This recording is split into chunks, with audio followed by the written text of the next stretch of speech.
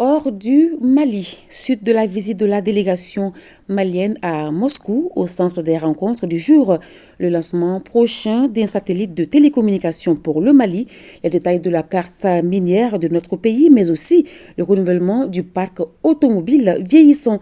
Envoyés spéciaux à Moscou et à Konaté, Adama Kamara. Grâce à son partenariat avec la société Glavkosmos, filiale de l'agence spatiale russe, le Mali se met véritablement sur une rampe de lancement en vue de faire le grand saut dans l'espace.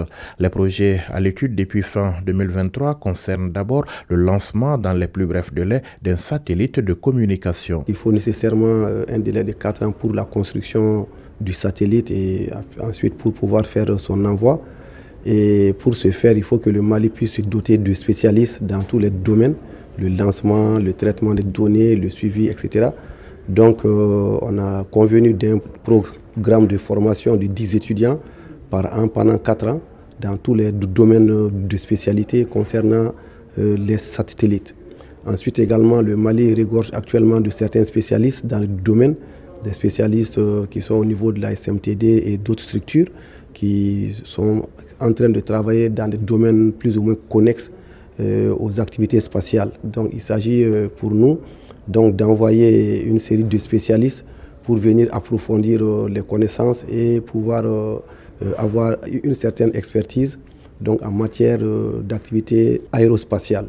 En attendant cependant d'avoir son propre satellite, le Mali compte bien profiter du partenariat en cours pour mettre en place un système de surveillance de son territoire mais aussi de ses sites miniers.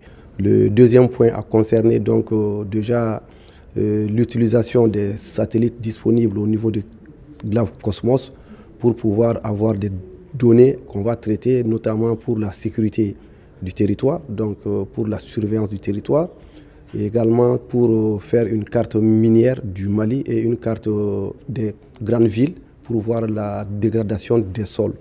Mieux, le Mali, dans un avenir très proche, pourrait d'ailleurs créer sa propre agence spatiale.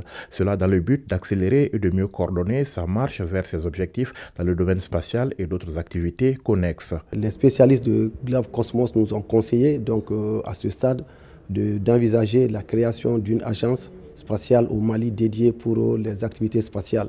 Donc cette agence doit avoir un meilleur ancrage et doit contenir toutes les spécialités et doit pouvoir prendre en charge désormais toutes les questions que nous sommes en train d'évoquer aujourd'hui. Et cela doit permettre nécessairement au Mali d'avoir une meilleure vision de ce que le Mali veut. Les technologies spatiales qui contribueront en outre avec beaucoup d'efficacité à la détection des ressources minières dont regorge notre sous-sol. Des données qui renforceront celles que produira la société Zarubej Geologia avec laquelle une nouvelle séance de travail s'est tenue sur les détails de la carte minière en projet. Nous avons discuté sur les aspects comme les études satellitaires pour commencer et qui devraient être suivies dans des études de géodésie et de géophysique.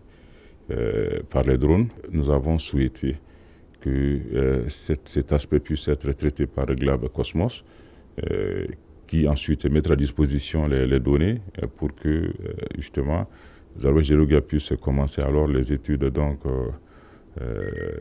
physiques. Maintenant, pour ce qui concerne les recherches sur les hydrocarbures, nous avions déjà dans les deux cas envoyé les données disponibles. Et ce dont nous avons convenu, c'est justement que Zarubej Geologia travaille sur ces données-là en faisant ce qu'ils appellent la réinterprétation et le retraitement de ces données afin que nanti des données plus précises, d'informations plus précises, nous puissions déjà savoir justement quelles sont les zones prometteuses, quelles sont les zones dans lesquelles nous pouvons déjà faire des forages. Autre secteur concerné par les activités de la délégation ministérielle en séjour à Moscou, celui des transports. C'était à la faveur d'une rencontre du ministre des Transports et des Infrastructures avec les responsables de la société Camas. En ligne de mire, les solutions envisageables dans l'objectif de renouveler au Mali le parc automobile vieillissant. Notre parc auto aussi, que ce soit pour les transports voyageurs ou pour les transports marchandises, nous nous sommes rendus compte que le parc est vieillissant. Donc, ce qui fait que nous faisons face tous les jours à des accidents graves mortels. On avait monté un projet pour le renouvellement du parc au niveau du Mali. Malheureusement, ce document n'a pas pu prospérer, c'est en cours, parce qu'avec les transporteurs, certaines conditions devaient être remplies.